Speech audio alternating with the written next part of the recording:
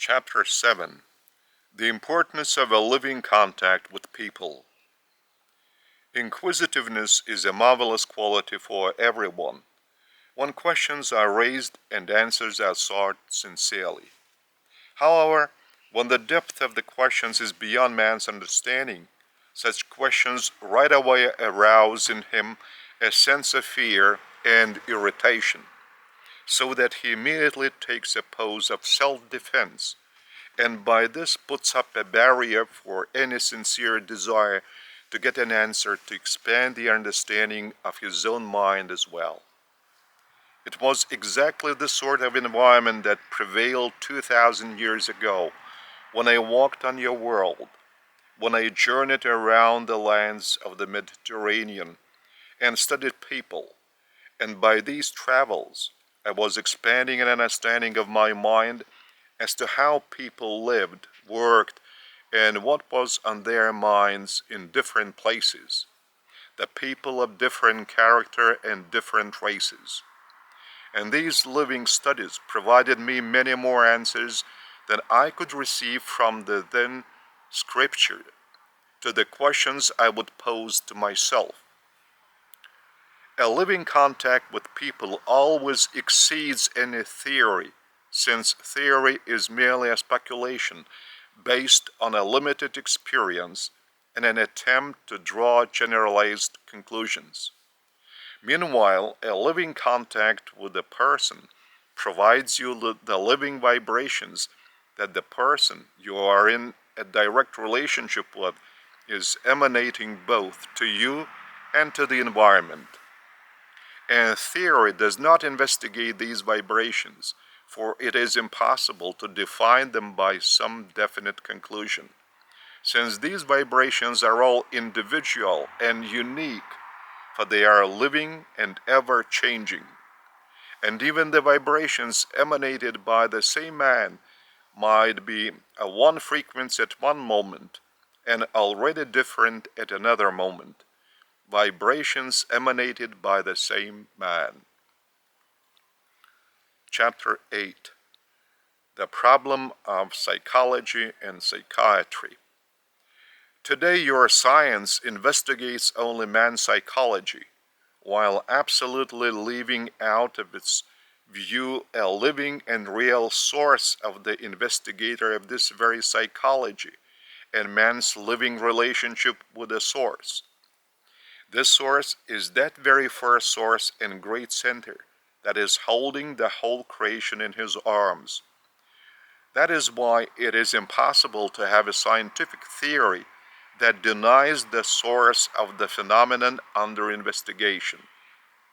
And it is namely psychology and psychiatry that deny the source of man's origin and the source of all wisdom, the first source and center that you call God, and that I called a loving Father of all, and each of you, when I walked around as one of you and among you as Jesus of Nazareth 2,000 years ago.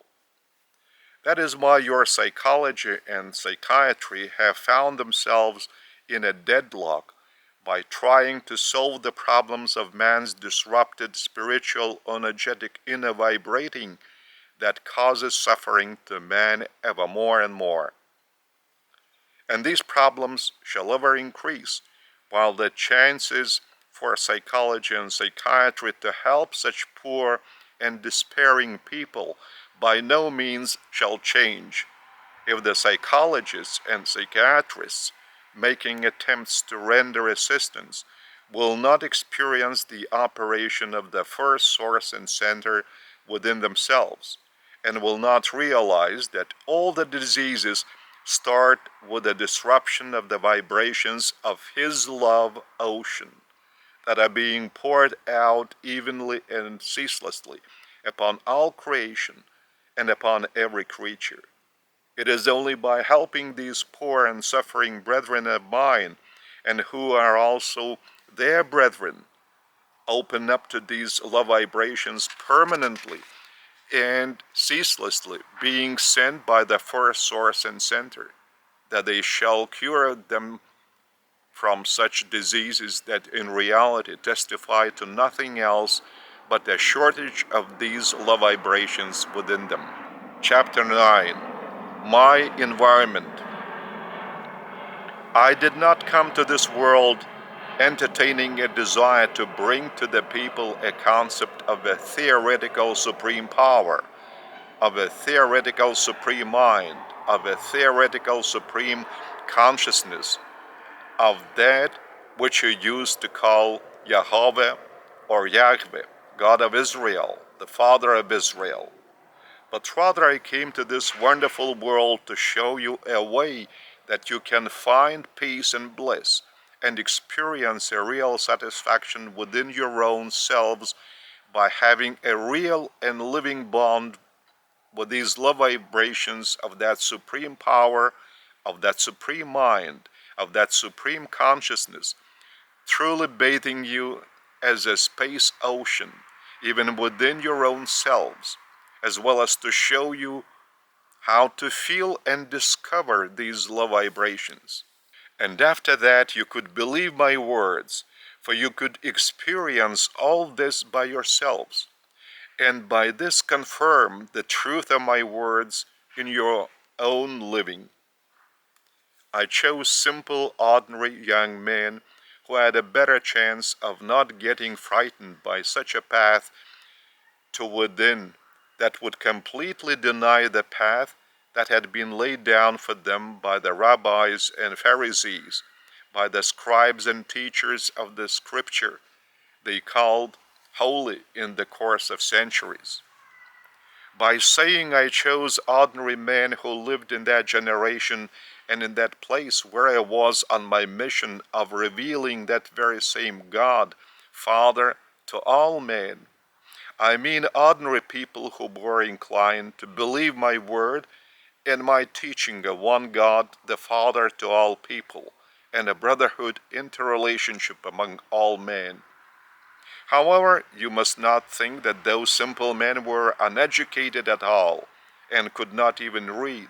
They were all graduates of the then existing synagogue schools, while at those schools they were given a good training in both writing and reading, and in knowing the world of that age, and understanding the so-called scripture to the measure taught by the teachers of that time. And that understanding helped them in a way deal in their daily living, because every difficulty or failure they attributed to God's favor or disfavor with men.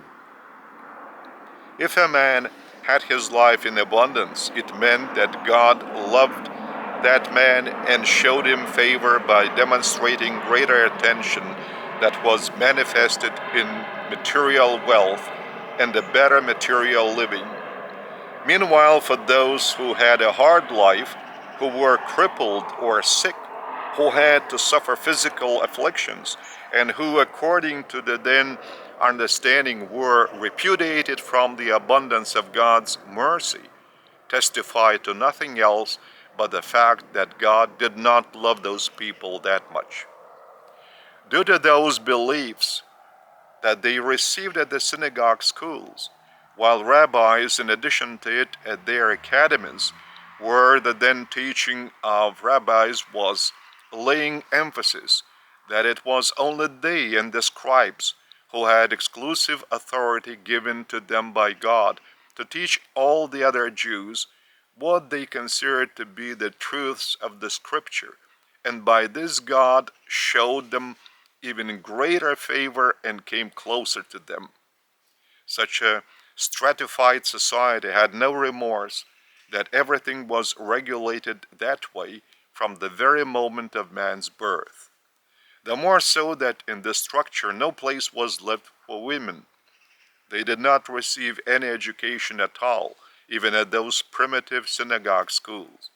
The Jewish standpoint upon women was degrading, as upon a second-rate person, whose only task was to give birth to children and care for the upbringing of children up to the age of 5.